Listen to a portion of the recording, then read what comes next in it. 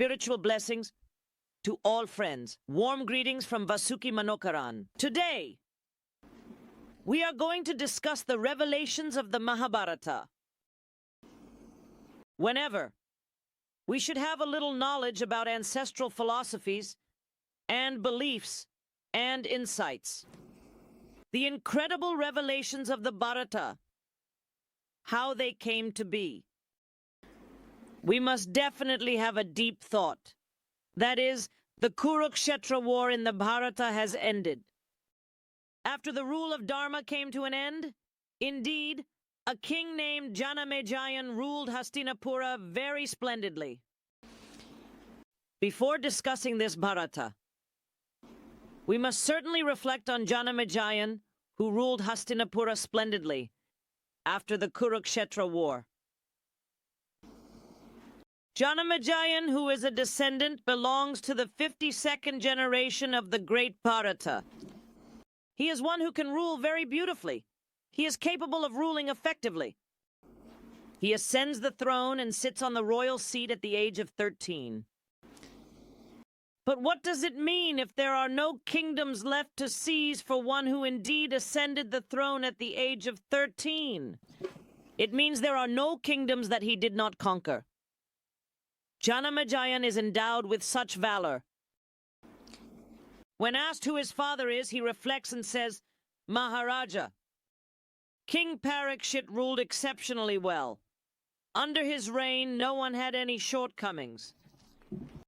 This King Parikshit is my son, who is both the earth and the sky. When asked who Abhimanyu is, he is certainly the son of Arjuna, the prince of the land. He is marrying her. This Abhimanyu is marrying Uttara. Abhimanyu is the son of Arjuna. When asked who that child is, O king, it is this King Parikshit. During the Kurukshetra War, Abhimanyu is captured due to their cruel conspiracy.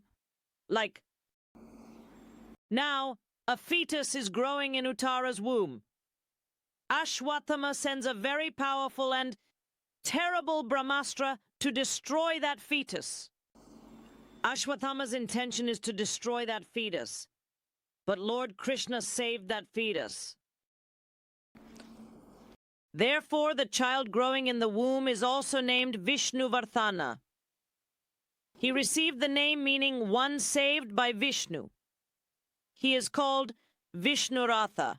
When the pure king asks who is the son of Abhimanyu, it is Janamejaya, the illustrious and noble grandson of the great warrior Arjuna, and the valiant son of the brave Abhimanyu is the one who is being referred to when the pure and righteous king inquires about the lineage of Abhimanyu. We must definitely understand that it is of utmost importance to fully comprehend and acknowledge that Janamejaya holds the esteemed position of being the grandson of the legendary Arjuna, who was a pivotal figure in the epic tales of valor and wisdom. Janamejaya is very valiant and loves everyone. At the same time, he is a very distinguished ruler. When asked who his guru is, it is Somasharavasa. He not only has the guru Somashilava, but also a guru named Haider. Janamejaya learned many skills and arts from him and is a close friend in the Gurukula where he studies. That friend's name is Uthangan, and everyone called him Uthangar. Bade his wife to carefully and skillfully build an object as Guru Daksana for her husband to learn all the arts of Uthankar. When asked what that item is, it is said that one must bring the garment of King Bhashya's wife and give it as a guru's fee. Immediately after, what he did was that the King Bhashya embarked on a journey to obtain the queen's garment. Uthangar successfully acquired the garment. On his way back, the serpent king Takshaka, who could appear as a prince, snatched that garment and ran away, hiding safely within Nagaloka. Uthangar thought he must retrieve that garment. He went into Nagaloka with the help of Agni, enduring many hardships, and finally brought back the garment to hand over as a guru's fee to his elderly wife. From that day onwards, Uthangan, who could be a friend of Janamejaya, could not see these serpents. He thought that all these serpents must be destroyed. The reason is that all the troubles were with Takshaka. When he arrived, he told Janamejaya that these groups of serpents must be destroyed. He said, "You should perform a Sarpa Satra Yagna." Janamejaya, the king, could achieve anything he desired. As soon as he mentioned performing the Sarpa Satra Yagna, he already had an overwhelming hatred towards these serpents. Who is Janamejaya, and what is the reason? Janamejay's father had been bitten by the serpent known as Takshaka, which led to his death. Janamejay's father was Parikshit. We see that he was slightly troubled. What is the reason for this trouble? There is a news that Shaka killed him. Parikshit Maharaja was very powerful. He had an extraordinary involvement in life. The love that people had for Parikshit Maharaja was immeasurable. The reason is that the people living in that land had no deficiencies. If kings rule in a good manner, the people will always be loyal to them. He ruled very beautifully. Not just for a day or two, but for 60 years he ruled excellently. It is hard to even imagine. I will rule excellently for 60 years. After completing 1 year, he would say, "Next year, I will take the throne as Parikshit Maharaja." The rule is much better than the previous year. Just look at how beautifully he has come to govern. I am going for a hunt today. It is seen through a student's eyes. This ant is chasing after him. The Andaman is here and there, moving around without being seen, changing places and standing.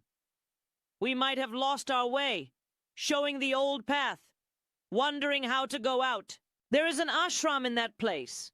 Inside that ashram, the sage named Samigar is sitting and performing severe penance.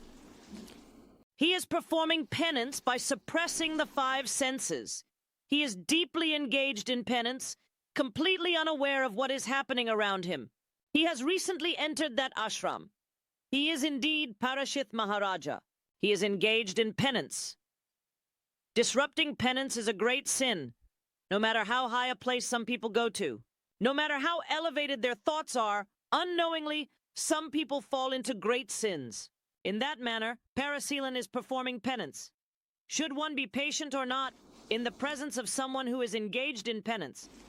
Without interruption or disturbance, he should sit quietly, and, after completing his penance, he should speak if there is any need. To the one who is performing penance, he should call that sage 78 times, saying, "Aya, Aya, Aya." He cannot even open his eyes. He is unaware of what is happening around him. He is completely absorbed in meditation. If he had called out to him and lost patience, it wouldn't have mattered. When Parikshit lost his patience, a large snake was found dead nearby. He took that dead snake and placed it around his neck. What an unnecessary act! He placed the dead snake around his neck, and he is unaware of it. He is still sitting in deep meditation. Now, the recent descendant named Surungi is a very great person. Is he also a strong one? To see his father in the ashram, a dead snake was found hanging around his neck for a week. When inquiring about who did this act, it was found that a pure-minded person had come to the ashram and had hung the dead snake around the sage's neck. Upon realizing this, he couldn't contain his anger. That sage is the one with the most intense anger in the world. He cannot tolerate anger. Immediately he thought that my father, who was insulted without reason, must definitely be punished. My father is a person who leads a very noble ascetic life and never thinks ill of anyone. He is always ready to help others. He can endure hardships for the sake of this world's honor and can perform severe penance. Without realizing that he should respect that penance, he took the dead snake that was lying there and hung it around his neck. What a great cruelty! Whichever snake you brought and hung around my father's neck, consider this. O king, Within 7 days, that same snake will bite you, and you will die. Do you know who is going to be punished for this, Sam? After the penance is over, the recent punishment will be given. One said, "Father, why are you in such a hurry to give a terrible curse? He acted without thinking, and he will die within 7 days. Is there any way to relieve him from this curse?" Does he really need that punishment? Because he is so angry, he has committed a sin. He has insulted his own father. Now, with no other option, what did the teacher do? Without listening to his heart, he went to the Pure One and sang a song, saying that such a danger awaits him. I came to hear what he has to say. As soon as I heard this, my entire body and mind trembled. For the gift, what will the snake do? If someone knows that the snake will bite him within 7 days, it means death. If I had known earlier, what a great tragedy it would have been. So, do you know what it means? If you ridicule the penance of true sages and criticize that penance, if the snake touches you after breaking that penance, the punishment for that will be a great punishment, equivalent to that in his life, as stated in the scriptures. Now, as soon as he was told directly, there was no other way. What did King Parikshit do? He immediately crowned his son Janamejaya and seated him on the throne. Then he called for the servants and arranged a room where air could not enter. And he went inside that room and locked himself in. Let's see how the snake will come within 7 days. If that happens, then we will sit and wait. But I know that death will come to him. To remove the fear of death, King Parikshit listened to the Srimad Bhagavatam through Sukadeva Maharishi. His worries and fears, especially the fear of death, began to diminish little by little. But a curse is still a curse. While he was sitting locked inside that room to protect him, a sage in the form of Dakshaka emerged. On the 7th day, he came as one of those who would bring fruits to him. If the king had examined those fruits brought to him, that would have been his fate. In all those images, Dakshaka is hidden in one of them. He had taken the fruit and was examining it carefully. He was admiring the beauty of the fruit. But from within, a sharp-eyed creature with a venomous tongue emerged. In the next moment, Dakshaka, who had been examining it, was bitten. In an instant, he closed his eyes, and while examining, lost his life as he was poisoned. Now, what did Parikshit do? He fell. This very news is indeed what the ancient sages are recounting when the wise and curious Janamejaya asked how my father met his end. The sage Kashyapa, who ruled splendidly for many years, believed that death should not come to this king through a serpent. There are 2 sages named Kashyapa in the Puranas. This Kashyapa sage is different. He is thinking and setting out to save his life. Let Dakshaka see. Lakshman asked Kashyapa, "Where are you going?" Immediately he replied, "Am I not pure? I will protect the king." Dakshaka said, "I know there is a great danger to him because of you." As soon as I said I would protect him from that danger, Uma asked, "Is it a burden?" I replied, "I will finish it. I will surely save him." Then Dakshaka said, "For many years this has been a burden, and now there is a huge banyan tree. I am going to touch this banyan tree now. Immediately poison will rise, and that banyan tree, which has stood lush for 1,000 years, will wither away. You will only see this with your eyes. After this, do you still have hope that you can save the king with this consideration?" Dakshaka asked. "You can touch it freely." The moment he said, "You can touch this fig tree freely," Dakshakan, in his anger, combined all that into poison and touched the fig tree. But look at the cruelty. There was a person on top of that fig tree. He was someone who knew no sin, and he was slowly getting acquainted with all the Kanchi cups. Now, the disguise has entered his body. If it goes on like this, it will turn to ash within a year. Dakshakan said, "What to do? See what I am doing." What did the sage Kasyapa do?